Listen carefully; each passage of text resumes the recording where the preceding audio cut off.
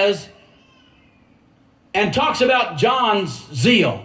Because then when he describes John, look what he says in verse 7. I like this. He says, well, what did you go out in the wilderness to see? Now, you know John was baptizing in the wilderness. What did you go out to see? Now, you got to answer this question. He says, what did you go out to see in the wilderness? A reed swayed by the wind? And you know what the answer is? The answer is yes. That's what they expected. That's what they expected. But John wasn't that reed swayed. He didn't blow in the wind. So, you know what? Because he wasn't one of those guys that blows with the wind, that's probably why he got so excited and went and preached to Herod. I mean, that's just who he was. Right? He's just going to march in and preach that anyway. Sure, it got him killed. But what did he expect him to do? That's just who he is, you know. That's kind of the way I'm looking at it here.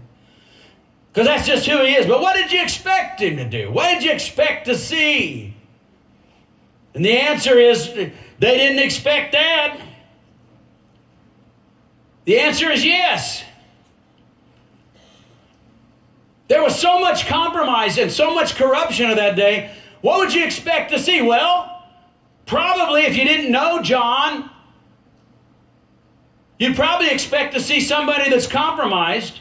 You'd probably expect to see another Herod. You'd probably expect to see another Caiaphas, if you know who he is.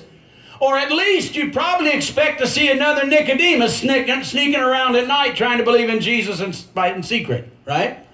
That's what you'd expect to see. You didn't expect to see this guy in broad daylight preaching like he did and accusing Herod. This guy who wouldn't be swayed by every wind that blows, everything that blows through. What did you expect to see?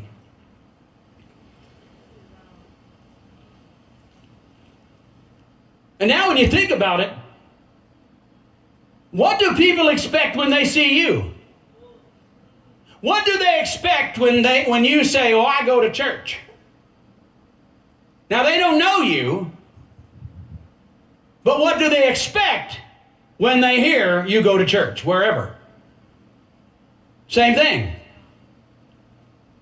They expect to see a reed blowing in the wind. They expect to see a person that blows with every wind. They expect to see a person that is shaken by every storm.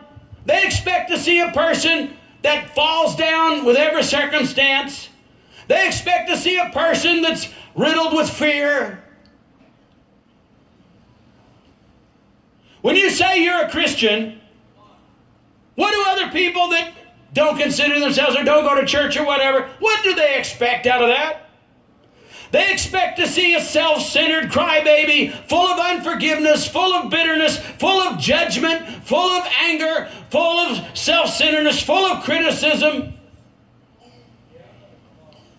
hard-hearted, no mercy. That's what they expect to see. And so Jesus is saying, what did you expect to see in John? Well, you expected to see what you always see. So when people hear about you and people see you and they see you at work or school or whatever, and they find out you go to church, they automatically probably expect to see what they've seen in everybody else. A compromiser. A judgmental person.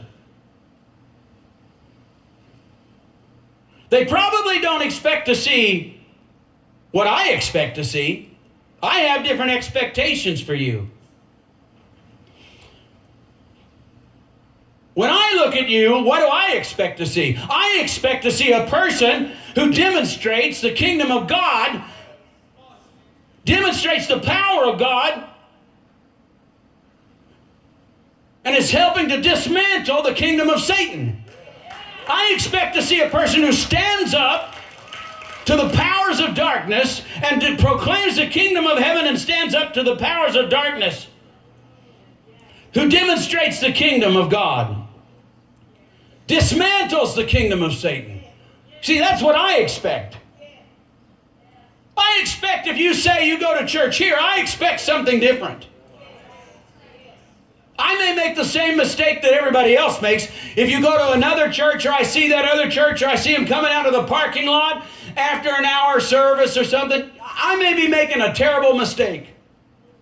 Because you know what? I guess I've been around religion so much, I don't expect much. And I could be wrong. But I know what do I expect if you come here. I know what I expect. I don't want to be disappointed. I want to have expectations that are fulfilled.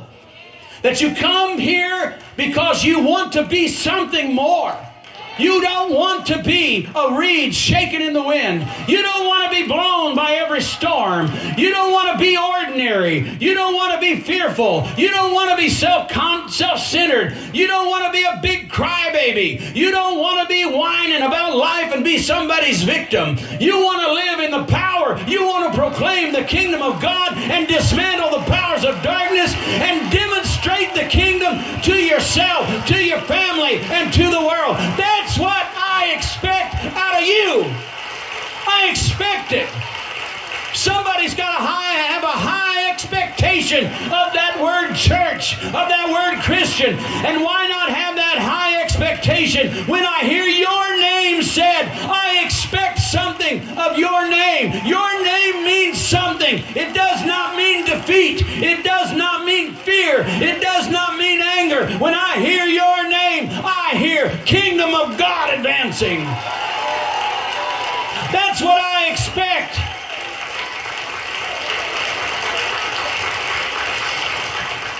I'm desperate here because I've given my life to this. I am desperate to find people that have that in their lives, that expect it of themselves. They're here because there's an expectation of something more. That you have that your name means something in the kingdom of God. And when I hear your name, I automatically think of the kingdom of God, the advancing kingdom, the power, the demonstration. I think of faith when I hear your name. You see what I'm saying? And I have that. That's my expectation. The rest of the world may see church or Christian and think, oh yeah, I know what they are. Well, I don't care what they think you are. I have an expectation of something more. I know what we can be. I have seen it in others and I can see it in you. I know that we can do more. I know that we can go more. I know that we can believe more.